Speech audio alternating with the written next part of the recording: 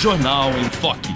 Apoio Unisanta, Universidade do Grupo de Excelência do MEC. BocNews, o jornal gostoso de ler e bom de negócios.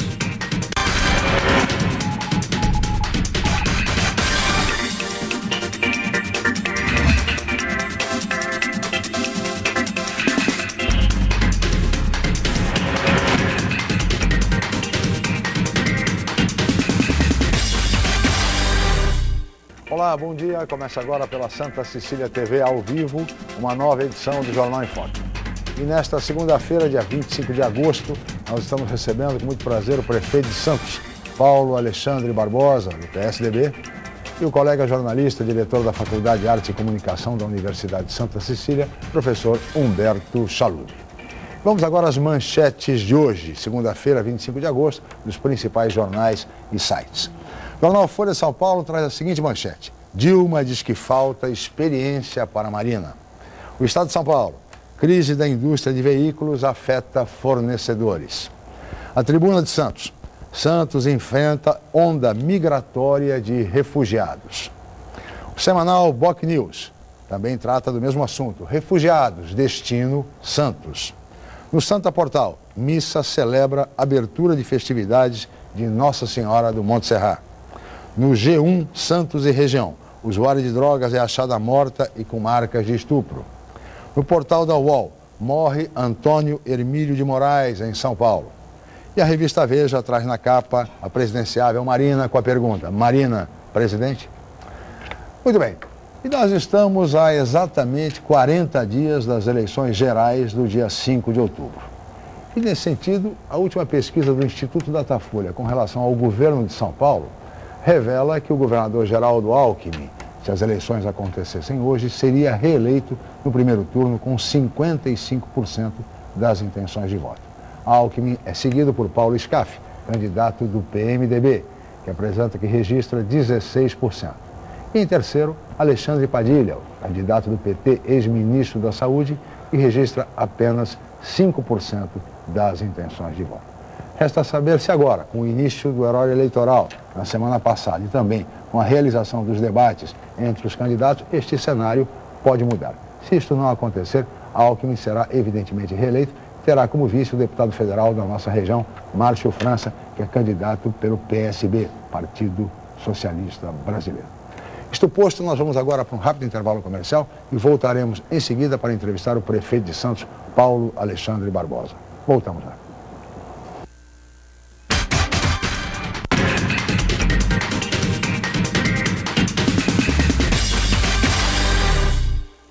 A Unisanta vai realizar o 6º Congresso Brasileiro de Iniciação Científica, o BRIC, criado com o objetivo de despertar vocação na área da pesquisa e estimular a produção científica. Inscrições e trabalhos científicos até 21 de setembro pelo site www.unisanta.br/cobric. Universidade Santa Cecília. Excelência em educação. Com novo formato, o site BocNews.com está mais interativo, dinâmico, com conteúdo ampliado e canal próprio de TV na internet.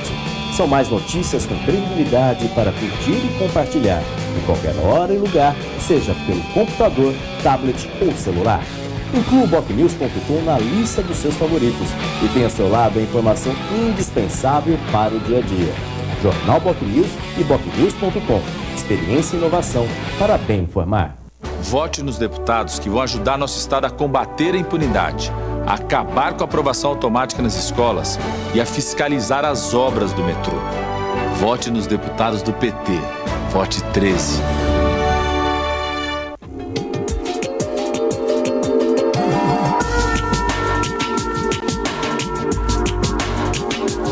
Visite o bondinho do Monte Serrat. Telefone 3221-5665.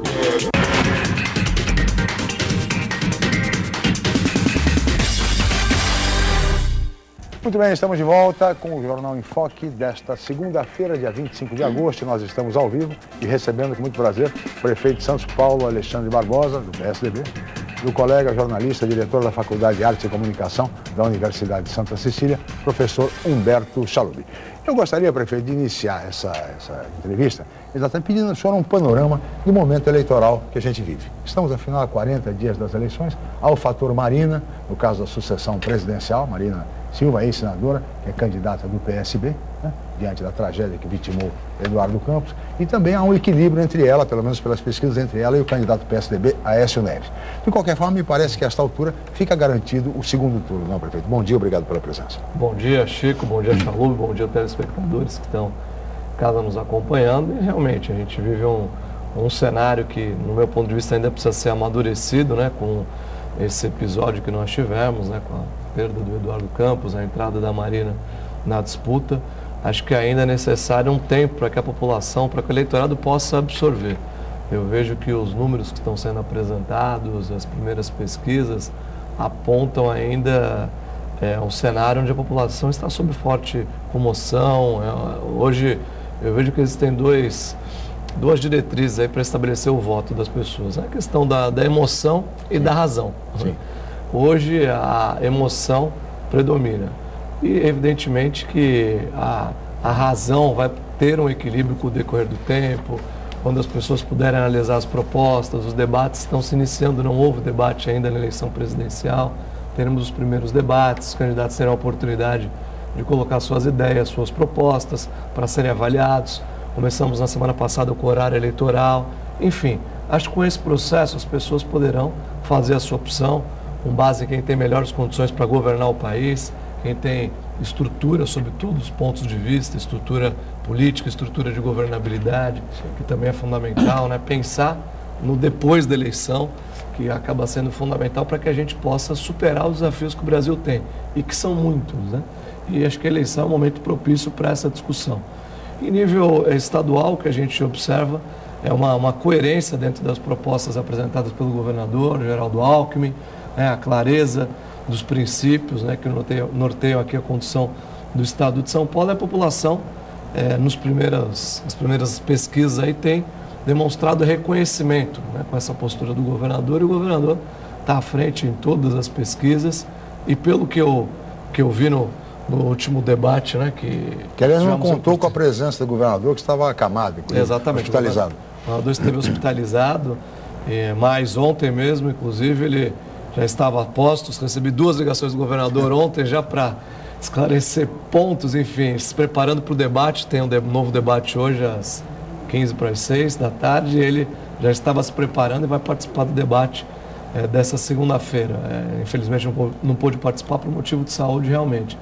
E é um momento apropriado para que as pessoas possam diferenciar, porque fazer crítica, né, aqueles que estão fora, eu diria, do exercício do poder, da função, eles acabam tendo mais facilidade para fazer as críticas e para apresentar propostas. Mas muitas vezes as propostas são inexequíveis, mirabolantes, e os debates, as discussões, elas são para isso, para mostrar se as propostas são exequíveis e qual a credibilidade de cada um dos candidatos com a população.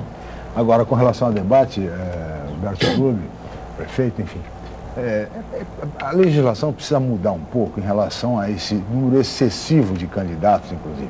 Nós temos 10 candidatos à presidência da República, quase um número semelhante ao candidato ao governo de São Paulo.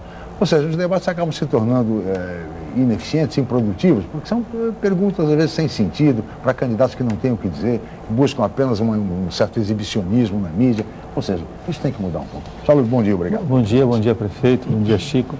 Eu acredito que esse sintoma do desgaste da imagem política vem um pouco disso também, né? A gente está vivendo uma eleição, do ponto de vista, muito aquém do que ocorreu no passado, né? As campanhas sem recursos, eu acho que aquela ideia inicial, os empresários, de maneira geral, se afastaram um pouco das doações de campanha, porque eles não querem ter os seus nomes atrelados a candidato A ou B ou C, e as campanhas estão sem recursos. A gente vê uma pouca participação, o que tende a favorecer os candidatos que já estão no poder, acho que é uma tendência. E a gente vê também esse episódio de ter candidatos que se repetem ao longo dos anos, tem esse minuto de fama eleitoral no horário gratuito e depois somem também, ninguém nem ouve dizer. Isso gera um certo desgaste, acho que do meu ponto de vista. Essa eleição ela vai ser um marco de entendimento da necessidade de uma reforma política urgente. né? Então nós estamos vivendo já esse desgaste ao longo do tempo e todas essas imperfeições que a gente espera ver corrigido. E aí nesse ponto eu queria colocar essa questão para o prefeito. É o primeiro mandato dele como prefeito, já teve outros mandatos como deputado, já atuou na vida boa há um tempo. No seu ponto de vista, essa mudança, essa proposta de coincidência de mandatos, a impossibilidade de reeleição que já está sendo colocada, lembrando que nós já tivemos isso no passado, depois se voltou com a reeleição, qual a sua opinião sobre isso? Quais as mudanças que o senhor vê como fundamentais? Provavelmente o senhor vai estar disputando uma eleição também daqui a 2 anos. Quais são as mudanças fundamentais que o senhor acredita que seriam necessárias para a retomada do processo democrático de uma forma mais efetiva? Olha, Chalu, primeiro em relação a essa questão do debate, acho que isso é um ponto central. Quando você tem um debate com 7, 8, 10 participantes, acho que quem está debatendo já não aguenta o debate. Quanto mais quem está em casa acompanhando. É extremamente contraproducente e, na verdade, aquilo que vai ser uma festa da democracia, né, acaba sendo algo que as pessoas acabam mudando o canal. Essa é a realidade, não acompanhando, né, porque é extremamente cansativo e com pouco conteúdo. Com relação à reforma política, é importante só relembrar um pouco a nossa história. Essa discussão, ela pauta as eleições presidenciais, no mínimo, desde 2002. Eu me lembro que a pauta eram as reformas estruturantes que o Brasil precisaria para seguir em frente. Então, era a reforma previdenciária, reforma tributária, a reforma política como a mãe de todas as reformas. E o que a gente viu nesses últimos 12 anos aí foi o quê? Nenhuma dessas reformas foi executada. Nenhuma dessas reformas saiu do papel. E a reforma política é urgente. É uma vergonha, né, para o Estado brasileiro ter a quantidade de partidos políticos que nós temos. Nós não temos aqui mais de 40 ideologias políticas, nós temos mais de 30 partidos, né, no Brasil e, pasmem, nós temos mais de 12, 15 em processo de criação dentro do recolhimento de assinatura, em processo de gestação. Ou seja, nós vamos ter quase 50 partidos políticos com a legislação vigente.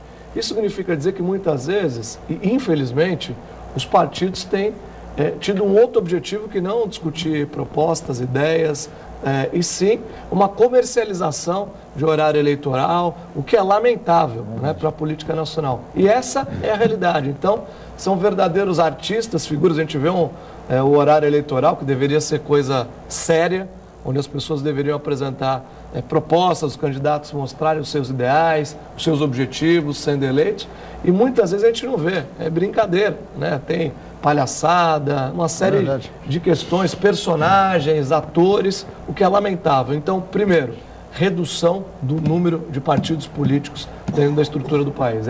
Essa uma cláusula de barreira é urgente. Sem dúvida alguma. Quer dizer, o partido que não tem representatividade, que não tem o reconhecimento da população, ele não pode continuar. Claro. Não tem voto, não tem que continuar. Lógico.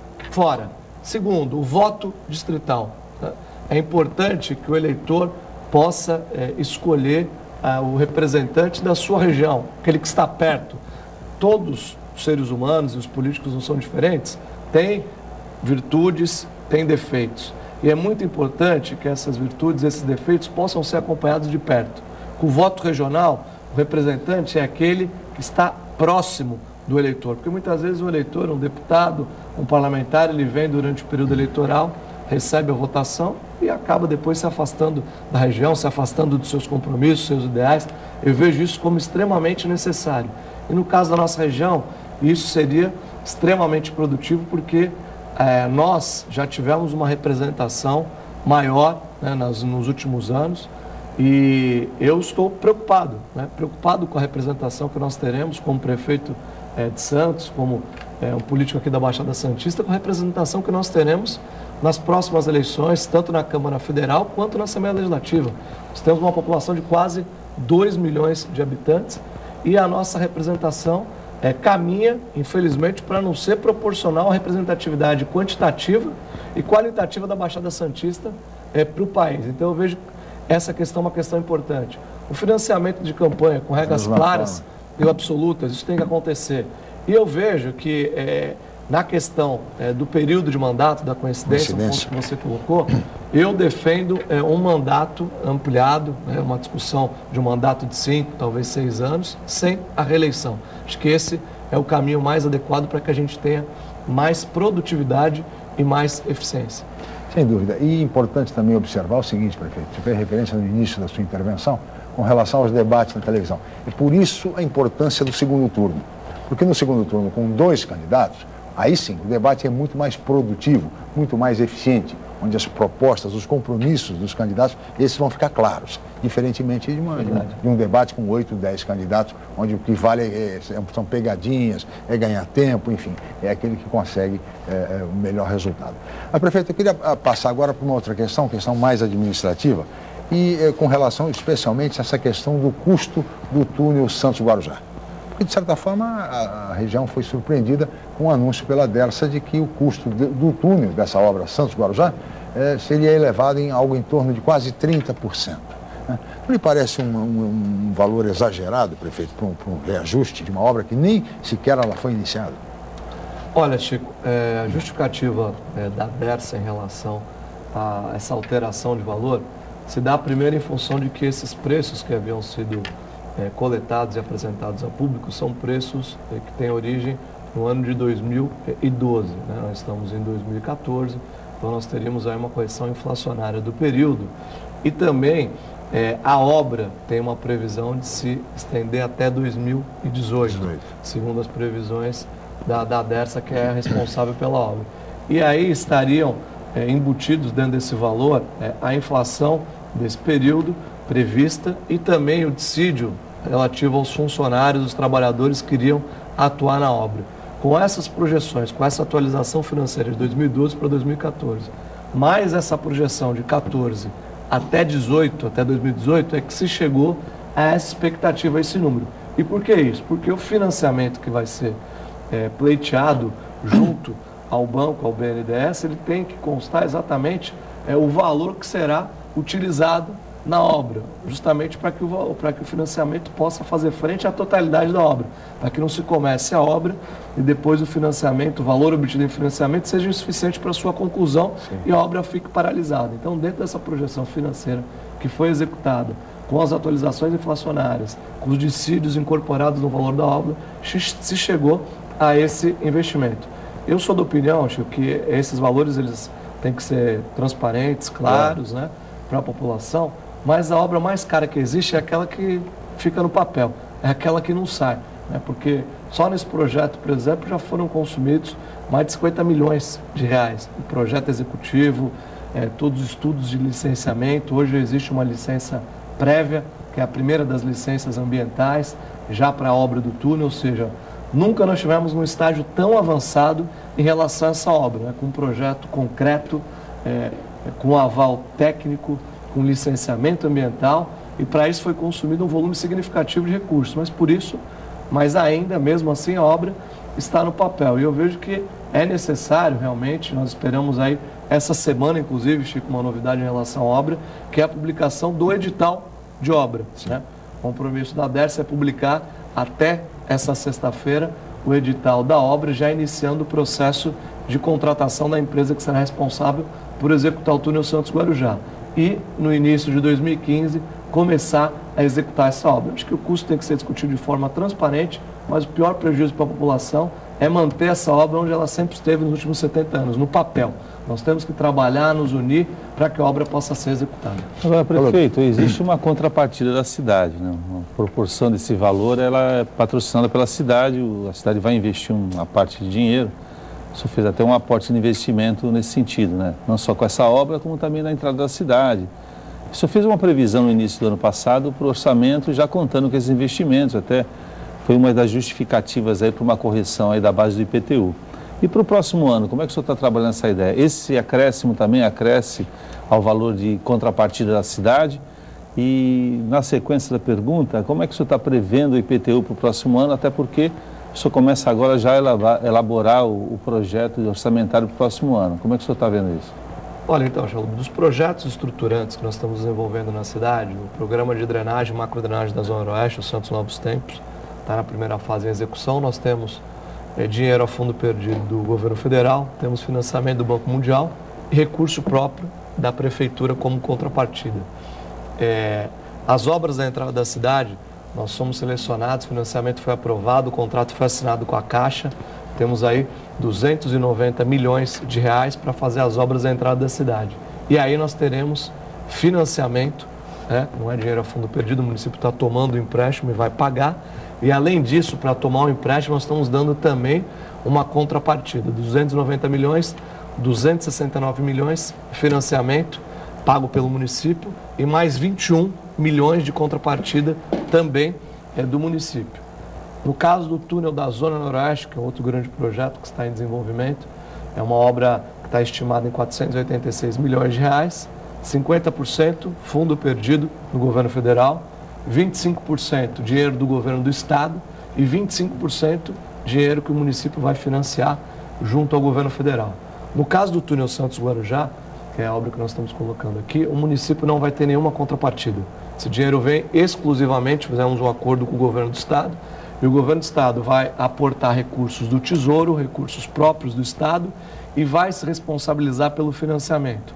Inicialmente o financiamento seria com o BID, que é o Banco Mundial, mas existe uma cláusula no edital, como essa é uma obra que vai ser desenvolvida com uma metodologia construtiva, com uma tecnologia inovadora, não existe uma obra igual no Brasil, que o governo do estado procurou fazer, incluir no edital que as empresas de fora que vierem fazer essa obra possam transferir a tecnologia para uma empresa nacional, para que essa tecnologia fique no país e possa ser usada em outras obras aqui em São Paulo e no Brasil. E o Banco Mundial entendeu que essa era uma cláusula restritiva, ou seja, restringiria a competição.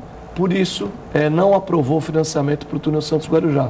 O governo do estado buscou o financiamento com o Banco Nacional, que é o BNDES, que aceitou a inclusão desta cláusula. Então, o governo do estado vai se responsabilizar 100% pelo investimento do túnel, e é importante frisar que a obra do túnel Santos-Guarujá ela vai gerar impactos no viário da cidade e serão necessárias várias obras complementares ao túnel Santos-Guarujá dentro do município de Santos. E dentro de uma negociação que nós fizemos com o governo do estado, essas obras elas também farão parte desse pacote do túnel, ou seja, tudo que tiver que ser feito na cidade como consequência da obra do túnel Santos-Guarujá será feito pelo governo do estado de São Paulo através de uma parceria que nós firmamos com o governador Geraldo Alckmin. A respeito do IPTU, da projeção do IPTU, o senhor responde, prefeito, no próximo bloco. Nós vamos para um rápido intervalo, voltaremos em seguida ao Jornal em Foque.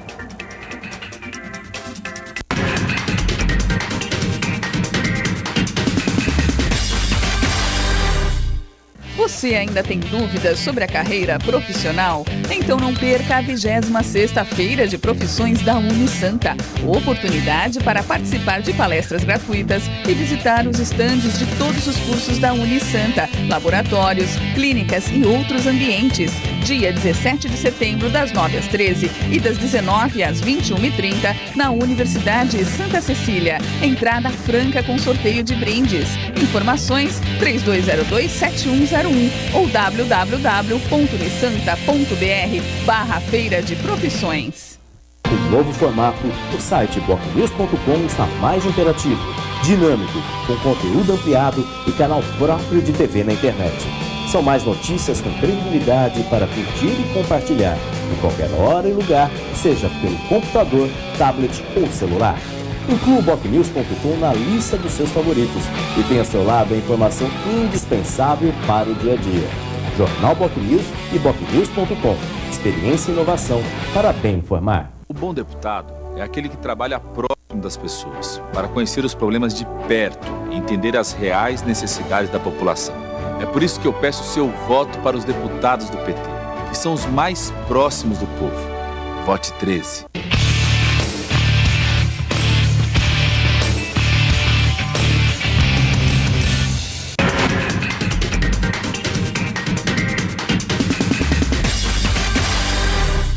Muito bem, estamos de volta com o Jornal em Foque desta segunda-feira, 25 de agosto. Nós estamos ao vivo pela Santa Cecília TV e recebendo hoje com muito prazer o prefeito de Santos, Paulo Alexandre Barbosa, do PSDB, e o colega jornalista, professor Humberto Chalub, que deixou uma questão no bloco anterior, prefeito, uma segunda questão com relação à projeção do IPTU exatamente para o próximo ano.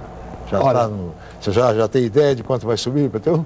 Olha, Chico, Em relação a esses investimentos que estão sendo feitos, nós temos aí trabalhado para buscar recursos de várias fontes, né? Como essas grandes obras estão sendo executadas na cidade, o VLT, o túnel que está em licitação, a entrada da cidade, enfim, o Santos Novos Tempos, o município não teria capacidade de realizar essas obras com recursos próprios, né? Isso é sabido por todos, nós temos uma limitação orçamentária, 95% do orçamento da cidade é direcionado às despesas de folha de pagamento e o custeio da máquina administrativa. Portanto, nós somos buscar alternativas, né? Porque essas obras estão há muito tempo sendo discutidas e não saíram do papel. Para retirá-las do papel, nós vamos buscar alternativas. Quais são as alternativas? Parceria com o governo federal, parceria com o governo estadual e com organismos internacionais, buscando financiamento. Isso foi feito, eu diria que as parcerias que nós estamos obtendo, tanto em nível federal quanto em nível estadual, são as mais expressivas dos últimos anos na nossa cidade. O volume de investimento previsto, né, o que nós já temos comprometido através de anúncios feitos e contratos assinados, são valores bastante significativos que nos vão dar a possibilidade de tirar essas obras do papel. Só que é importante esclarecer que para obter financiamento, por exemplo, é necessário ter contrapartida. O município precisa entrar com uma parte. Quando a gente fala, por exemplo, de um empréstimo de 290 milhões para a entrada da cidade, se o município não tiver 21 milhões de reais de recurso próprio para dar de contrapartida, mesmo tendo capacidade de endividamento e condição de pagar o empréstimo, ele não tem o empréstimo. A Secretaria do Tesouro Nacional, a Caixa Econômica, não aprova, o dinheiro não vem e a obra não sai. Então nós fizemos uma gestão responsável e equilibrada nesse primeiro período de governo para reunir condições de obter esses empréstimos. E conseguimos fazer isso através de uma ampliação das receitas próprias do município. O IPTU foi uma delas, nós fizemos um ajuste no IPTU. E agora a nossa intenção, eu disse isso no primeiro ano e repito, a nossa intenção é ajustar o IPTU pela inflação, ou seja, não teremos aumento. Esse é o objetivo que eu me propus, né, dentro do primeiro ano de governo. Agora, e prefeito, vamos manter isso. Dentro desse quadro político que está estabelecido, pode haver mudanças, quer dizer, pode haver mudanças de governo federal, até estadual, pode haver mudança e, de certa forma, essas obras, de maneira geral, as públicas, elas sempre têm uma previsão de realização, mas a gente sabe que, na prática, elas vão se estendendo. Temos algumas obras na cidade, aí, como o caso dos quiosques da praia, que já estão há algum tempo aí para terminar, que é em função de um repasse do governo do Estado, e outras obras que dependem de recursos externos, né? O senhor não teme que isso possa acontecer também com essas obras, uma vez que uma mudança de governo possa alterar essa disposição atual de se fazer, de se realizar esses empreendimentos? E também, por exemplo, o senhor não teme que o tempo do seu governo, aí, o senhor está praticamente terminando o segundo ano de mandato, o senhor vai ter mais 2 pela frente, vai ser possível nesse tempo aí, pelo menos, iniciar todas essas obras? Olha, Chalub, essas obras, né, a maior parte delas, algumas estão sendo discutidas, todas elas, eu diria, há muito tempo, né? Algumas há 80 anos, outras há 50 anos, outras há 40, outras há 30 anos, mas o fato é que há décadas essas obras estão sendo discutidas. E nós, eu diria que nesse 1 ano e meio, nós conseguimos viabilizar essas obras. Uma obra, para ser viabilizada, precisa primeiro de recursos. Sem recurso não tem obra, né? E o recurso para todas essas obras que foram colocadas aqui estão garantidos. Esse é o primeiro ponto. Ou seja, o túnel da Zona Oeste, a presidenta da República esteve aqui, anunciou e está sendo publicada a portaria liberando os recursos para essa obra. Já temos um ato formal garantindo o dinheiro para a obra. O túnel Santos-Guarujá, essa semana, nós vamos ter a licitação da obra publicada, quer dizer, projeto pronto, licenciamento ambiental, medidas concretas. O VLT foi iniciado em 2013, primeiro ano do nosso governo, as obras do VLT foram iniciadas. Santos Novos Tempos, também, as obras foram iniciadas. Eu vejo que o caminho dessas obras, respondendo a tua pergunta, são caminhos que apontam para um estado, eu diria, irreversível, né? Tamanho número de atitudes, de ações concretas que já foram adotadas, esse é um caminho sem volta. E eu vejo que a maturidade política, seja quem for o governador do Estado de São Paulo, seja quem for o presidente da República, terá a maturidade política suficiente para dar sequência nessas obras. Não podemos pensar pequeno. Veja bem, algumas dessas obras foram fruto do nosso próprio governo de continuidade. Não foi o nosso governo que começou a pensar e a conceber os Santos Novos Tempos. Foi o governo anterior. E o que cabia a mim como prefeito, quando fui eleito, escolhido pela população? Interromper o projeto porque não foi conduzido pelo nosso governo, porque não foi concebido? Ao contrário. O que eu fiz foi trabalhar diuturnamente para acelerar e para retirar o projeto do papel. E é isso que nós estamos fazendo. Acho que a população não admite mais esse tipo de postura. Isso faz parte de uma política do passado. Acho que a própria população não permite que isso aconteça.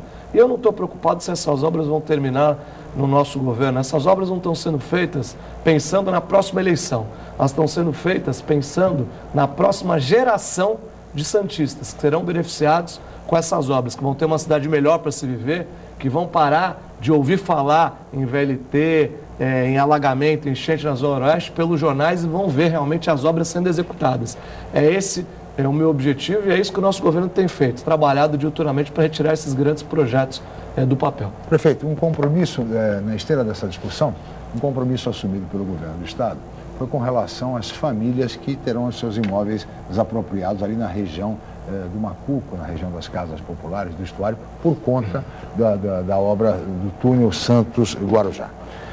Cogitou-se a construção de um conjunto habitacional para abrigar exatamente essas famílias, enfim. Como é que está essa situação?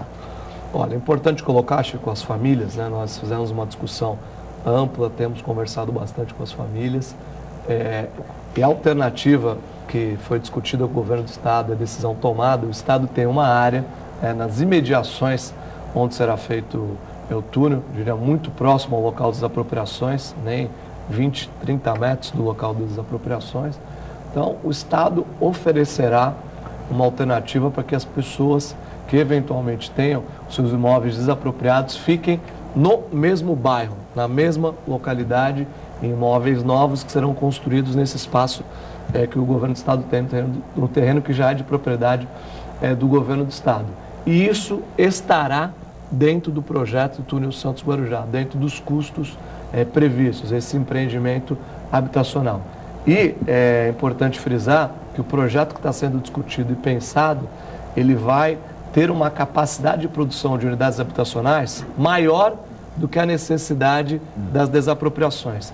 Isso significa dizer que esse projeto também vai resultar em mais moradias para a cidade. As pessoas terão a oportunidade, nós sabemos da dificuldade que existe de área, de terreno na cidade de Santos. Então vai ser também mais um projeto habitacional, mais uma alternativa de moradia digna para a população. E nós estamos estudando a demanda que será atendida, né? Nós temos famílias em área de risco, palafita, que são sempre prioridade das políticas habitacionais do município, e esse vai ser mais um grande projeto. Mas a prioridade serão as famílias que estão exatamente, que serão desapropriadas. Exatamente, né? Só que as famílias que serão desapropriadas serão em menor número do que a quantidade de conjuntos habitacionais que serão construídos. Então nós vamos ter uma grande diferença. Essa diferença... Quantas unidades serão construídas? Olha, o projeto está sendo finalizado. É prematuro apontar ainda um número, mas certamente mais de 400 unidades habitacionais. E nós temos menos de 80 famílias que serão impactadas aqui em Santos com a obra do túnel. Então nós temos aí mais de 300 unidades, no mínimo, que poderão ser disponibilizadas para as pessoas que estão morando em situação de risco, nos morros, na Zona Oeste, que são sempre a nossa prioridade. Isso é importante porque é um terreno, é uma área extremamente valorizada, né? No Macuco, num bairro importante da nossa cidade, que o governo do Estado fará todo o investimento integral. Eu negociei isso pessoalmente com o governador Geraldo Alckmin e com o secretário de Transportes, com o secretário da Habitação, para que a gente pudesse ter uma alternativa que causasse o menor impacto para as pessoas, porque as pessoas continuarão a morar no seu bairro. Ninguém vai ser retirado do bairro, vai ter essa opção de permanecer morando e, além disso, criar mais essa possibilidade para as pessoas que realmente precisam de moradia digna. Prefeito, o senhor falou na questão do futuro e pensar o futuro, e uma coisa que chama muita atenção aqui em Santos é a questão da mobilidade urbana. Nós tivemos esse advento da mudança do plano diretor, a última mudança realizada já com uma ótica de que é necessário impedir a construção, continuidade da construção de grandes edifícios na cidade, até porque onde existia uma casa com uma garagem passa a ter um prédio com 50 garagens. A gente viu crescer a frota de veículos na cidade, acho que no Brasil todo, até incentivado pelas políticas fiscais. Mas, de qualquer forma, Santos hoje é uma realidade muito diferente que se vivia aí há 20 anos atrás, quando se podia conduzir o carro de uma forma mais tranquila e menos custosa, né? Como é que o senhor vê essa questão? Eu acho que o VLT ele vai ser um marco que vai trazer uma nova experiência para descobrir uma forma de transporte mais confortável, mais efetiva, mas ainda é muito aquém do que nós necessitaríamos realmente, que a gente está observando na cidade de Santos e todo no entorno. E o senhor, logo no início do mandato, o senhor teve como uma das questões claras aí a questão do transporte coletivo, até exigindo que a empresa, prestadora de serviços nessa área, dotasse os ônibus com ar-condicionado. E isso que aconteceu em parte. A gente vê que nem todos os ônibus estão dotados ainda. E como é que o senhor vê essa questão? O senhor acha que o caminho vai ser realmente, por exemplo, os ônibus ou o VLT? Como é que o senhor está vendo essa questão? Porque o que a gente nota é que Santos já sobrecarregou, né? A gente não tem mais condições de ter veículos na cidade, até porque o trânsito cada vez mais caótico, né? Como é que o senhor vê essa questão? Olha, Chalub, a questão da mobilidade urbana é o grande desafio das grandes cidades, né? Em Santos não é diferente, principalmente pelo fato de nós vivemos numa ilha. Nós temos aqui 39 quilômetros quadrados, limitações impostas pela nossa geografia, e nós temos a necessidade de estimular o transporte coletivo. Nós temos uma das maiores médias de veículo por habitante do Brasil, e para que as pessoas possam ser convencidas a deixar os seus carros em casa e utilizar o transporte coletivo, nós precisamos melhorar a qualidade do transporte. Esse é o objetivo nosso desde o primeiro dia do governo. Estamos perseguindo esse caminho com alguns resultados importantes, né? Quando nós iniciamos essa discussão em janeiro de 2013, é importante colocar, antes de qualquer manifestação, antes de qualquer mobilização do país em torno do transporte, Santos saiu na frente, nós tomamos essas medidas. Eu me lembro, dia 23 de janeiro de 2013, quando eu tinha pouco mais de 20 dias de mandato, quais foram as nossas medidas? Congelamos a tarifa, né? Fizemos um plano de melhoria do transporte, exigindo várias providências da atual concessionária, dentre elas os ônibus com ar-condicionado, Wi-Fi, piso baixo nos ônibus. Isso vem sendo feito. Nós hoje temos 10% dos ônibus da cidade com ar-condicionado. Até o mês de novembro, final de novembro, nós temos o compromisso da concessionária de instalar ar-condicionado em 52% dos ônibus da cidade, ou seja, mais da metade dos ônibus terão ar-condicionado para o próximo verão, o que é muito importante para a população. Hoje nós já temos 100% dos ônibus com Wi-Fi, acesso à internet. Temos a questão também do próprio, a forma de você ver o tempo de espera dos ônibus. Nós avançamos isso utilizando novas tecnologias. Hoje a pessoa de casa ou com seu próprio smartphone já sabe em quanto tempo o ônibus vai chegar no ponto, ou seja, para que ela não precise ficar aguardando, às vezes, muito tempo dentro do ponto de ônibus, com o QR Code que nós temos em todos os pontos de ônibus e com esse sistema que foi implementado. Ampliamos o número de pontos para recarga do cartão transporte. Quando nós assumimos o governo, eram 32 pontos em toda a cidade. Hoje são mais de 300 pontos espalhados pela cidade, além do sistema de recarga através da internet, que não existia e foi implementado. O VLT vem para melhorar a questão da qualidade do transporte. O VLT não existia, nós não tínhamos ainda iniciado as obras, né?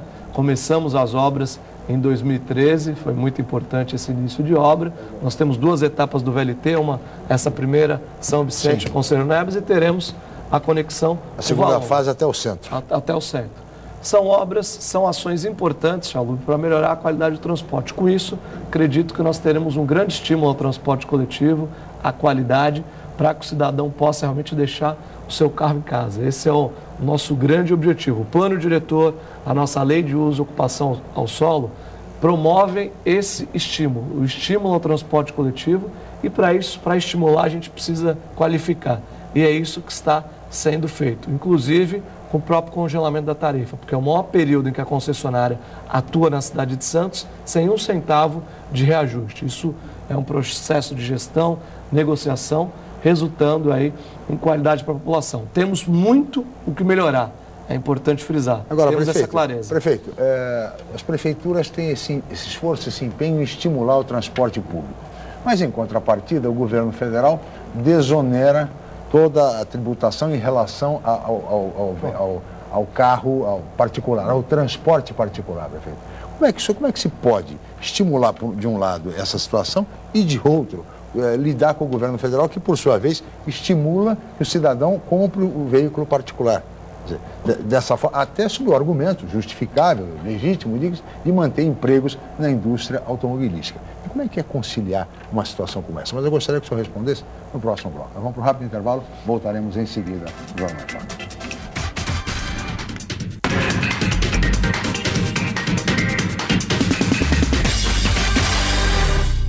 Chegou a sua hora de estudar no Colégio Santa Cecília com até 100% de desconto. Venha participar do concurso de bolsas de estudos voltado apenas para novos alunos que irão cursar a primeira série do ensino médio em 2015. Essa é a sua oportunidade de estudar em uma infraestrutura de ponta e corpo docente altamente qualificado. Aproveite! Você vai entender por que nossos alunos têm orgulho de dizer: eu sou do Santa. Inscrições gratuitas até 25 de agosto pelo site www.colégio.unisanta.br. Com novo formato, o site bocnews.com está mais interativo, dinâmico, com conteúdo ampliado e canal próprio de TV na internet. São mais notícias com credibilidade para curtir e compartilhar, em qualquer hora e lugar, seja pelo computador, tablet ou celular. Inclua o bocnews.com na lista dos seus favoritos e tenha ao seu lado a informação indispensável para o dia a dia. Jornal Bocnews e bocnews.com. Experiência e inovação para bem informar.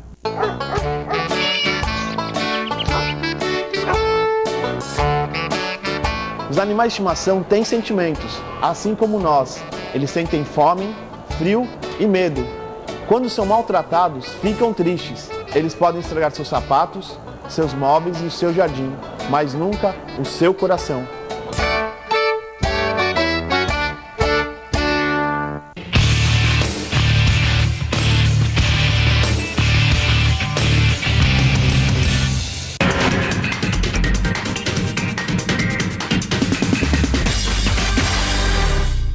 Muito bem, estamos de volta com o Jornal em Foque desta segunda-feira, 25 de agosto, e hoje recebendo com muito prazer o prefeito de Santos, Paulo Alexandre Barbosa, do PSDB, e o colega jornalista, diretor da Faculdade de Arte e Comunicação da Unisanta, Humberto Salumi.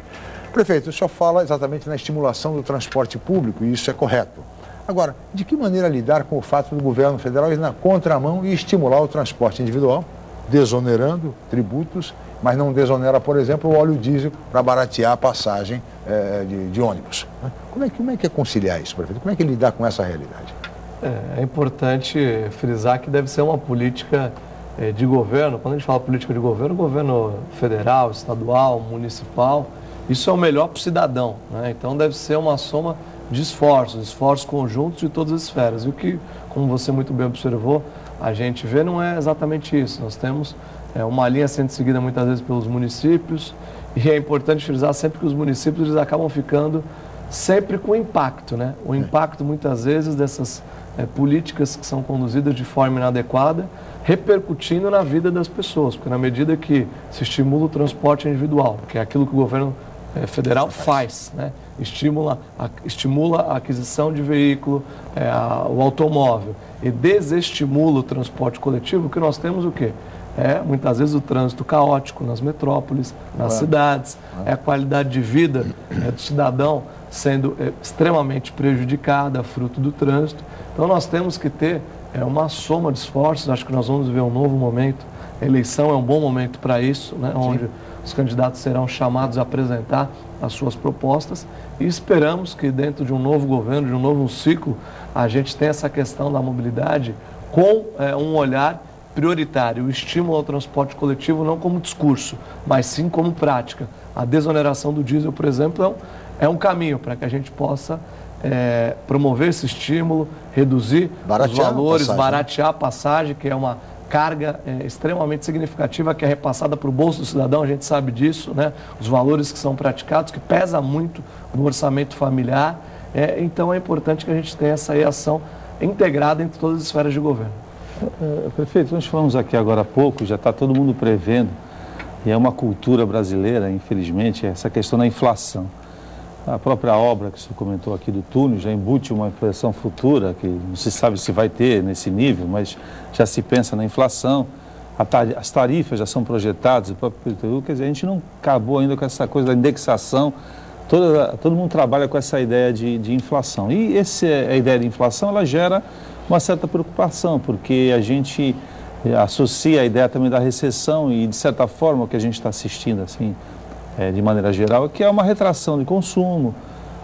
A Copa, que se imaginou ser um fator extremamente positivo, em alguns setores se viu que ocorreu justamente ao contrário, né?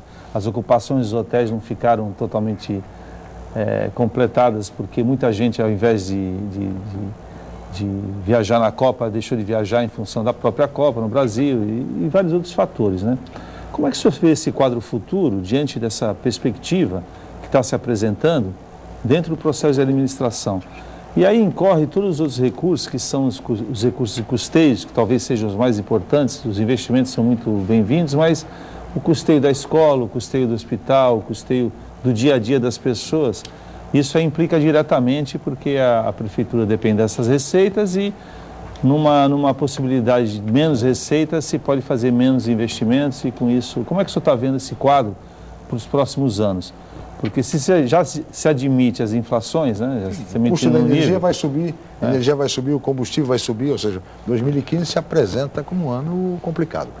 Acho que independentemente do resultado das eleições, de quem seja o próximo presidente, 2015 vai ser um ano de ajustes profundos para que a gente possa voltar a crescer, desenvolver a economia da forma como todos nós pretendemos. Esse momento da economia brasileira, ele já é sentido nos cofres do município, né? Não há dúvida, é importante frisar isso, de que assim, hoje o município, ele dentro da nossa federação, é o ente mais impactado, né, no seu dia a dia, porque aqui nós temos a maior parte das responsabilidades legais, seja na saúde, seja na educação, e muitas vezes a menor fatia da receita.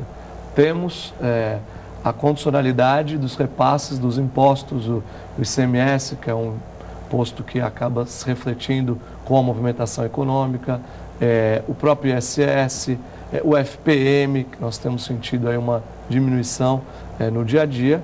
Santos, evidentemente, tem uma situação diferenciada em função do nosso porto, em função das características da cidade, com a vocação econômica que foi adquirida nas últimas décadas. Aí houve uma mudança de perfil na arrecadação, né? Anteriormente o IPTU era a nossa principal fonte de receita, hoje é a terceira fonte de receita. Primeiro nós temos o ISS, depois o ICMS e só depois o IPTU. Houve uma mudança. Isso quer dizer que a cidade é mais sensível aos aspectos econômicos, porque ISS e ICMS têm uma variação em função da situação econômica. O que a gente espera é que as medidas necessárias possam ser adotadas. Quando a gente fala em custeio, sempre o enxugamento da máquina é uma medida que se faz necessária. No meu ponto de vista, não é possível caminhar e gerenciar um país com quase 40 ministérios, são 39 ministérios, é algo que é impraticável, seja do ponto de vista gerencial no dia a dia, seja por conta dos milhares de cargos em comissão. É possível, lógico que essa é uma das medidas, mas é uma medida importante que tem que ser adotada, o enxugamento da máquina, para que ela seja mais eficiente e menos custosa para o bolso do brasileiro. Medidas que são, sem dúvida alguma, importantes para que a gente possa retomar o nosso crescimento do Brasil. E crescendo o Brasil, nós teremos aí a repercussão em todos os municípios, inclusive Santos. Você diria que teremos um ano de sacrifício, prefeito, em 2015? Olha, é um ano de ajustes. Eu não tenho dúvida que algumas medidas que foram sendo adiadas, elas terão que ser tomadas pelo próximo governante, para que a gente possa ter esse crescimento esperado, para que a gente possa ter a inflação dentro de um nível controlado, para que isso não possa resgatar, né? Acho que o grande legado, por exemplo, que foi deixado pelo nosso ex-presidente Fernando Henrique Cardoso foi essa estabilidade, esse controle da inflação, a estabilidade da economia. E é muito importante que isso possa ser mantido, evidentemente não superficialmente, né? Verdadeiramente, né? nas contas públicas e, para isso, algumas medidas de corte, de ajustes, terão que ser tomadas pelo próximo presidente do Brasil. Salud. 30 Agora, segundos para encerrar. Não, eu queria deixar uma questão em relação ao mercado imobiliário local. Acho que a gente está sentindo uma certa retração. Nós estamos com imóveis em estoque, acho que uma quantidade muito grande em Santos. Como é que o senhor vê essa perspectiva do mercado imobiliário aqui local? Olha, Chalub, eu acho que o mercado imobiliário local, ele acabou nos últimos anos produzindo por uma faixa específica da população, por um segmento específico.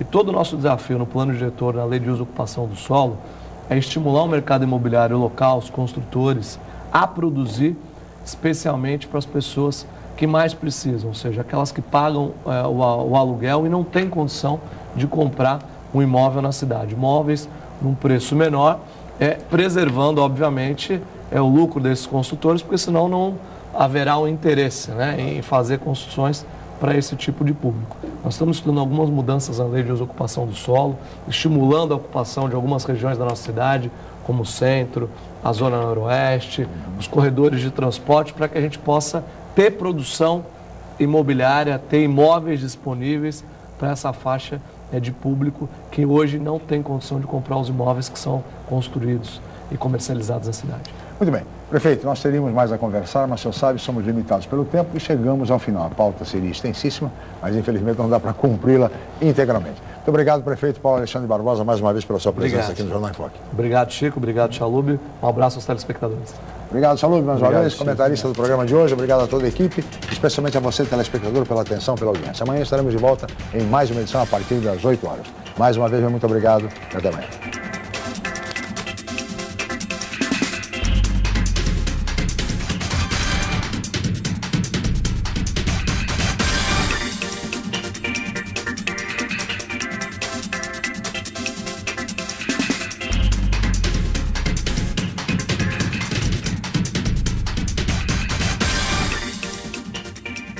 Jornal em Foque.